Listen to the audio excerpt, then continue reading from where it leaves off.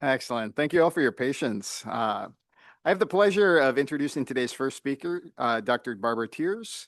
Dr. Tears earned her PhD from the University of Massachusetts, where she studied the liverwort family, the Leguniaceae, and she pursued postdoctoral research at the New York Botanical Garden. And for more than 2 decades, she served as the director of its herbarium, which is the largest herbarium outside of Europe. She literally wrote the book on herbaria, The Quest to Preserve and Classify the World's Plants. And in retirement, she is working on the bryophytes of Colorado and continues to edit Index Herbariorum. Today, she'll speak on U.S. herbaria, documenting 250 years of American botanical research.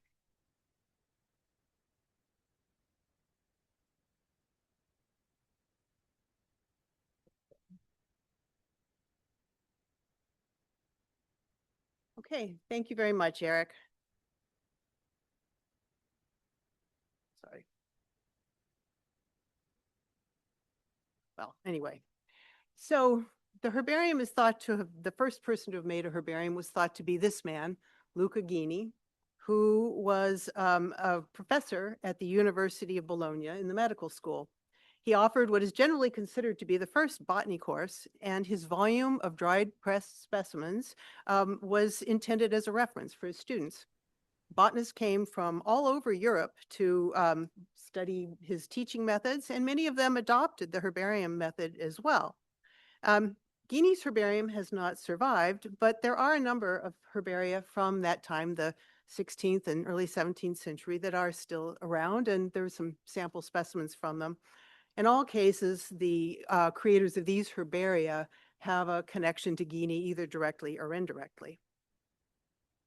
Herbaria also were very convenient for documenting the plant diversity on the sea and land-based expeditions by various European countries. The goals of such expeditions was to establish colonial outposts and exploit local resources for colonial outposts, for products for sale and trade.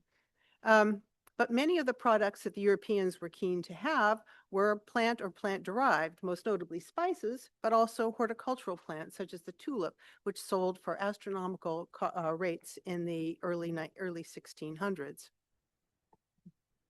Let's see if I can. Okay.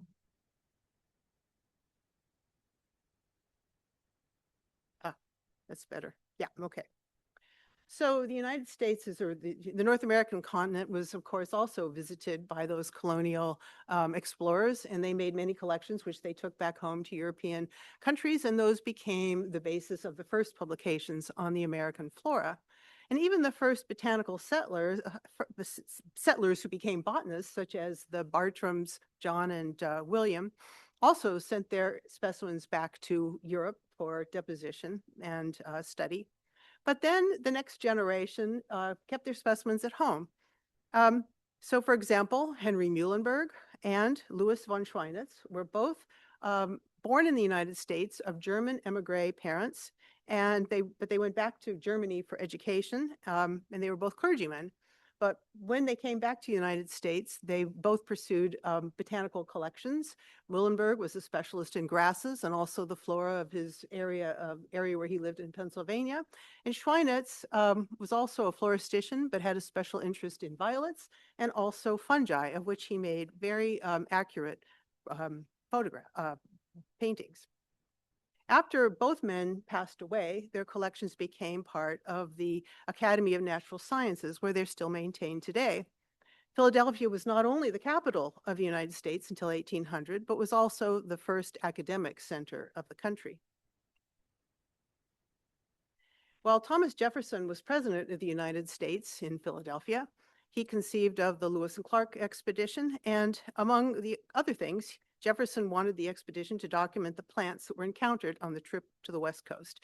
And for that, he enlisted the help of Benjamin Barton, who was to train Lewis in collecting techniques. Barton was a physician, but he was also one of the first professors of natural history in the United States, teaching at the College of Philadelphia. The expedition departed in 1804, and Lewis and Clark pursued the collection of plants with accuracy and attention to detail. Jefferson received a first shipment of these specimens in 1805. A second set was lost in an overwintering cache near Great Falls, Montana. But when the expedition returned, they came with plants that had been collected on the West Coast and on the route home. The determination of the specimens from the Lewis and Clark expedition fell to a man named Frederick Persch, who was a German visitor to the United States, who came to study under Barton.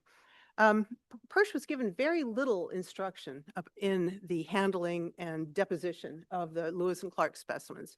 He worked on some, and those that he finished with, he turned over to the Academy of, or probably to the American Philosophical Society. But then he was offered a position in England under the tutelage of a wealthy botanical hobbyist named William Lambert.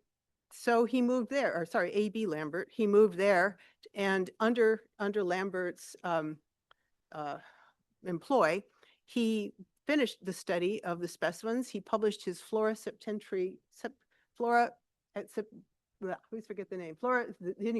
Americae Septentrionalis, which was the most comprehensive treatment of American plants to date.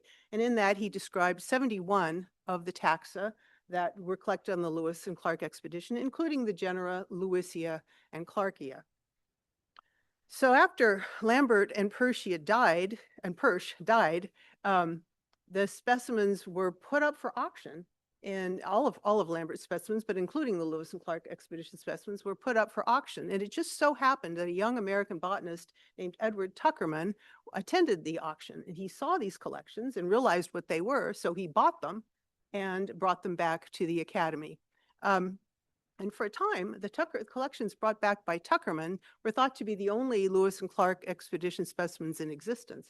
It wasn't until 1896 that the rest of the specimens were found in the attic of the American Philosophical Society, still bundled in their original pressing papers, and unfortunately had been subjected to bug damage.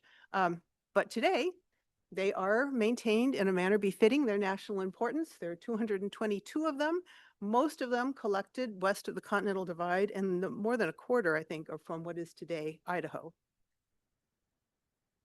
So about the time that while the Lewis and Clark expedition was being planned, one of the most colorful figures in American botanical history came to the United States. Constantine Rafinesque was born in Constantinople and settled in Philadelphia in 1802. There, he developed a passion for botany and very soon was acknowledged as an expert in the field, exchanging information with all of the prominent botanists in North America. And his interests also included zoology and anthropology. Rafinesque pursued his natural history studies with an energy bordering on mania. He published more than 1,000 papers. He described 2,700 genera and 6,700 species. People who knew him admired his intellect and his energy, but they felt that he was not particularly careful in his work, and they also felt that he had a sort of an overabundance of self-promotion in his work. When he passed away, his herbarium was offered for sale for $6,000, but there were no takers. So it sat in a rented attic for quite a while. Eventually, a botanist, chemist named Elias Durand bought the herbarium for $45, and he described what it looked like in the excerpt of that letter there. Only about 275 specimens survived the culling that Durand did. And he gave these to the Academy of Natural Sciences, but there are also specimens at both Harvard and the New York Botanical Garden. After that, the documentation of American plants proceeded in a much more orderly and scholarly fashion under the direction of John Torrey and Asa Gray. John Torrey was a New York City native, a physician by training, who had the idea of publishing a flora of North America. He received many of the specimens that were, I'm sorry, I've skipped ahead too far. Yeah. Torrey received many of the specimens that were collected on the expeditions subsequent to the Lewis and Clark expedition that went westward, and he amassed a herbarium of something like 50 to 80,000 specimens, and also a massive library. When these grew the resources, the space that he had at home, he donated them to Columbia College, and then later they became the nucleus of the New York Botanical Garden Herbarium. Asa Gray, who was a student of Torrey's, took on sort of the role of the national identifier of expedition material as Torrey aged, and his collections formed the basis of the Harvard University herbaria, which is the largest university-based herbarium in the world. Torrey was known for his herbarium, but also for the books he wrote, the Manual of Botany, which went through 8 editions and numerous generations as the standard fieldwork. He was often described as a cabinet botanist, meaning that he spent most of his time in the herbarium and not in the field, but he did make some local collections, and he also made an expedition to Colorado with John D. Hooker in 1877 to study how the alpine flora of North America compared to Asia.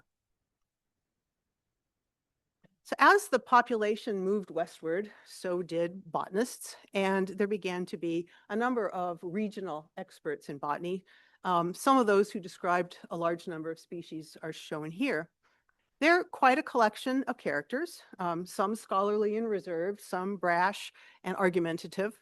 The work of some is remembered favorably and others, not so much. All of them at times chafed a bit under the tacit assumption that Asa Gray would be the decider as to whether or not their new species were good. But in all cases, their specimens remained in the West and formed the basis for future regional treatments. Catherine Brandegee was one of the first women botanists in the West. She collected extensively, and she was a curator for many years of the herbarium at the California Academy of Sciences. Eventually, she gave up that post to move with her husband, a fellow botanist, Townsend Brandegee, to San Diego area so they could continue their exploration there. As her replacement, she chose a young woman named Alice Eastwood, who is truly one of the great heroines of American herbarium history. Eastwood was born in Toronto, but moved as a young teen to the Denver area.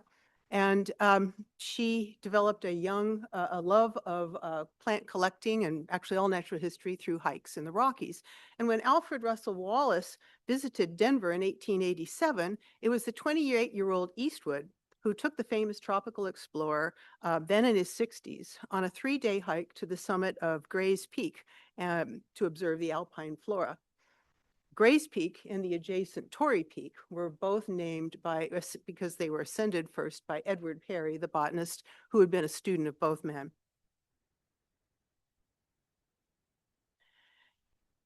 People in California were well aware of Alice's dedication to both the herbarium and to the academy and to plant collecting, but the whole world learned of her devotion through what happened in San Francisco during the earthquake. So on the morning of April 18th, 1906, Alice woke up and she heard sirens and felt the rumbles, but she wasn't particularly worried because in her neighborhood, everything seemed to be more or less okay. So she made her way to the academy, which was in the center of the city at that time, where a very different scene ensued. The buildings were around were on fire, and it was clear that the academy was badly damaged. But undeterred, she made her way to the 6th floor of the academy building. She wrapped the 1,400 type specimens and her Zeiss lens in a tarp and lowered them to the ground floor. And when she got back downstairs, the firefighters were desperately trying to clear the area as the fire was moving in.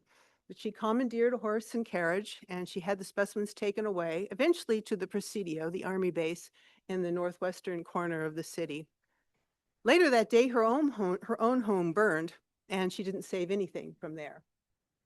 But she wrote an account of the incident for Science magazine of May 1906, and in it she wrote that she wasn't particularly concerned about her loss, but it was a great loss for California and for science. But it was fine with her because she enjoyed the plant collecting the first time she did it, and she was very happy to start it all again. And by the time she turned 80, it was in the 1940s, I suppose, the collection of the Academy had grown to 300,000 specimens. I'm sorry, I kind of forgot to advance the slide there. So by the end of the 19th century, the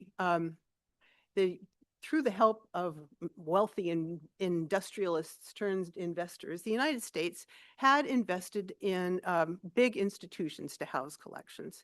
The U.S. National Herbarium held the specimens that were collected on the first U.S. exploring expedition, sometimes called the Wilkes Expedition, which surveyed and explored the lands between around the Pacific Ocean between 1832 and 1838 and 1842, and yielded some 50,000 specimens of 10,000 species. The Field Museum of Natural History was founded based on the collections from the World Exposition of 1893, and the first collections were largely made up of plant-derived materials, what we would probably today call ethnobotanical collections. But it grew from there, and two of the first early botanists there, Charles Millspaugh and Jesse Greenman, collected extensively in Latin America. In addition to museums, the United States was also investing in cultural institutions such as botanical gardens. In 1819, a man named Henry Shaw emigrated from England to St. Louis, and he proceeded to build a fortune in all sorts of things: hardware, cutlery, later expanding to agriculture, mining, real estate.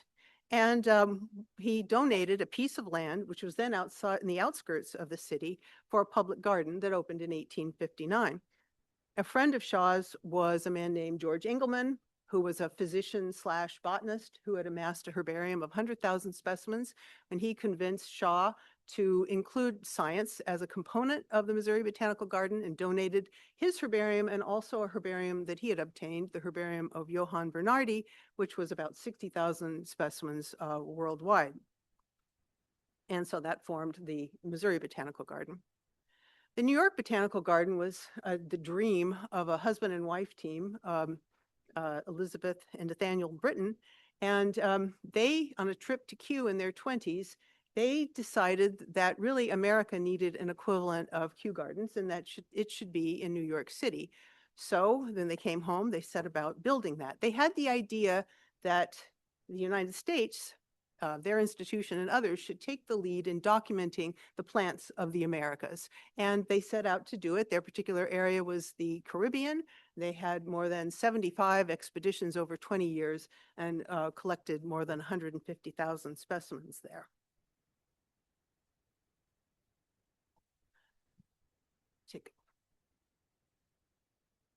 In 1900, there were 121 herbaria in the US. 83% of those were associated with colleges and universities, 15% with gardens and museums, and a very small number with city and state and federal government. The time between 1900 and 1967, the number of new herbaria founded in the US each year increased steadily, mostly due to new university and college herbaria, but the proportion of independent museums and also government herbaria increased quite a bit during that time. Most of the herbaria associated with national parks were formed during this period. But just as the number of herbaria was increasing rapidly every year, the reputation of herbaria as the primary tool for studying biodiversity had begun to decline.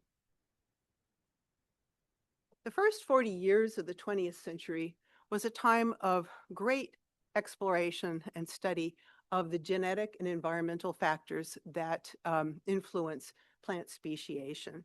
And clearly they could go in directions and do studies that one could never do by simply observing whole plants.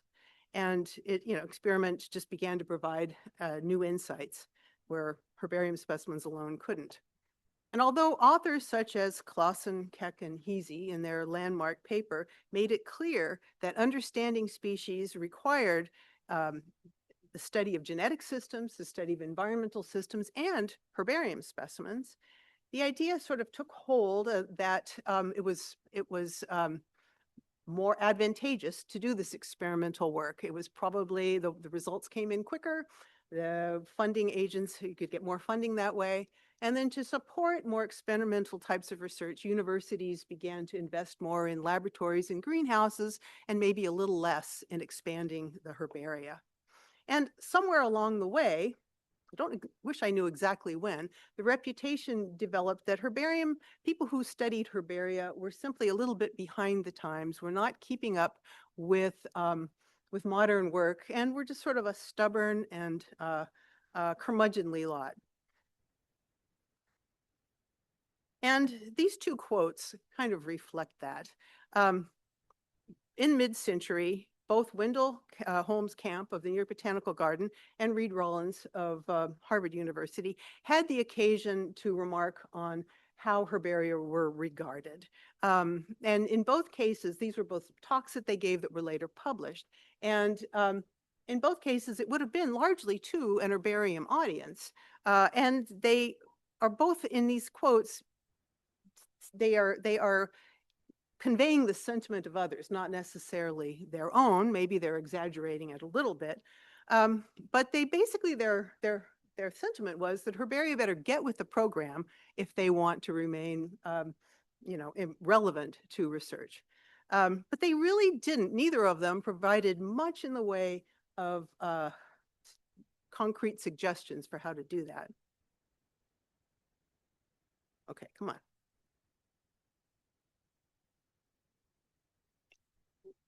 Uh-oh. Okay, let me go forward.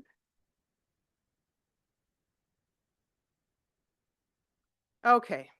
Phew. In 1969, Dr. Stanwin Shetler of the U.S. National Herbarium produced a very important paper. He, like Camp and Rollins, both acknowledged that herbaria had sort of slid out of favor for research.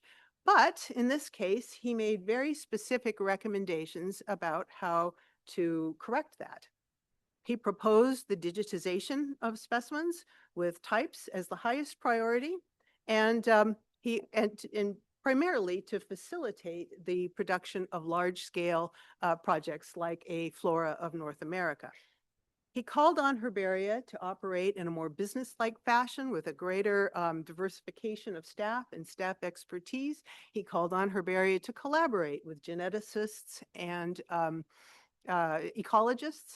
And he also proposed that the national science, he said the government, develop a more secure base of financial support for herbaria. So herbarium digitization did begin in the 1970s. At first, it was hampered by software limitations and data storage limitations as well. Missouri Botanical Gardens was one of the first institutions to produce a large nomenclatural and specimen-based database, Tropicos, which still is a key resource today. And it was available at first within the Missouri walls, but very soon was available for researchers all over the world. An important development was the creation of the Taxonomic Databases Working Group, or TADWIG, which started out as a meeting of representatives of various botanical databases around the world, but grew into an organization based on the development of standards. And one of the most important standards they developed from our point of view is the Darwin Core Standards, for which they were able to parse out all the possible elements of natural history collections. And then when collections adhered to this standard, there was no limit to whether they can be combined across institutions, across disciplines, and so forth. One of the first major plant projects in digitization was the Global Plants Initiative, which I know many of you in this room remember well. This was founded by the Mellon Foundation, ran from the early 2000s until about 2016. The goal of this project was to make high-resolution images of all of the type specimens. And in the end, I think there were more than 300 herbaria and close to 3 million digitized specimens of types. And this was the first time on an international basis these large data sets had been combined. It's still available today through JSTOR. In the early 2000s, NSF put out a survey of what collections needed, wanted, And an overwhelming signal that they got back was that collections wanted to digitize their specimens. They didn't quite know how to do it on a large scale or how it was going to be funded. In 2010, this led to a gathering, a couple of gatherings of representatives from the community to discuss how a national digitization effort might be organized. This resulted in the strategic plan for establishing the Network Integrated Biocollections Alliance, which was released that same year. This plan helped provide the justification that the National Science Foundation needed to create the Advancing Digitization of Biological Collections program, which has funded many, many projects. A list of the thematic collections networks, which were groups of collections that decided to digitize together and were funded. This list is of the botanical ones, which there were quite a few. It also funded iDigBio, which was the hub for digitization, which through many, many workshops and efforts really created a collections community in this country. A paper by Mason Heberling and his associates in 2019 showed how the increase of specimen data had led to many more specimens, many more publications involving specimens. Especially, you can see the very large increase between 2010 and 2019. Most of these are scientific uses, but it's of note that there are that the digitization and making available data made it possible that these collections could be used by people in the humanities, by educators, students, and the general public. So today we have 819 herbaria with 80 million specimens and associated with 2,003 staff. Since 2016, there have been 172 new herbaria founded in the United States, and 27 have closed, their specimens transferred to another institution. So we estimate the number of specimens held in U.S. herbaria has increased by about 4 million since that time. 48 to 50 million digitized specimens are available for herbaria, so that's roughly half. Roughly half of our specimens have been digitized and are available through GBIF, iDigBio, or Symbiota portals. So that sounds really great. It does cover up some weaknesses. The community was shocked to learn in 2024 that the Duke University was planning to give up its herbarium. This is a 1 million specimen herbarium nearly, with great geographical and taxonomic depth, and owned by an institution with a very enviable endowment. And several institutions offered to take it, but none could do so without a very large investment, capital and otherwise, to make this happen. Recently, there have been news about problems in several other major collections. The U.S. National Herbarium in Beltsville, the Academy of Natural Sciences, one of our oldest, and the California Academy of Sciences. None of these are at risk of closing, but we do worry about the loss of access and a loss of collections care. And just whenever I hear about these things, I always have a moment of despair, but I do believe we have a bright future ahead if we can manage it. Chuck Davis of Harvard University wrote a very inspiring paper about the potential for all of our world collections to become part of a global mega herbarium, which can help us with finishing the tasks we've started, describing biodiversity, but also making way for new activities such as spectrum reflectance spectroscopy, which may help us to uncover a whole new set of data about traits and plant and taxonomic discernment.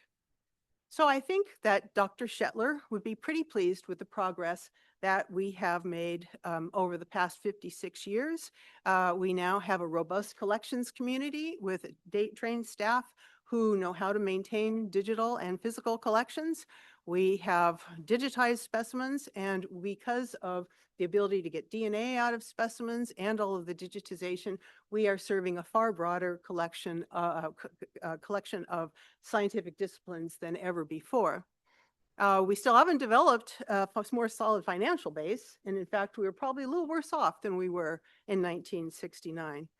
But I do believe that the botanical community in the United States has the potential to model a 21st century community that observes fair practices and is inclusive and can help us through the tough times. But demonstrating our relevance to science, to education, and to conservation is a job that it must be done every day, and we all must support one another in doing it. Thank you very much.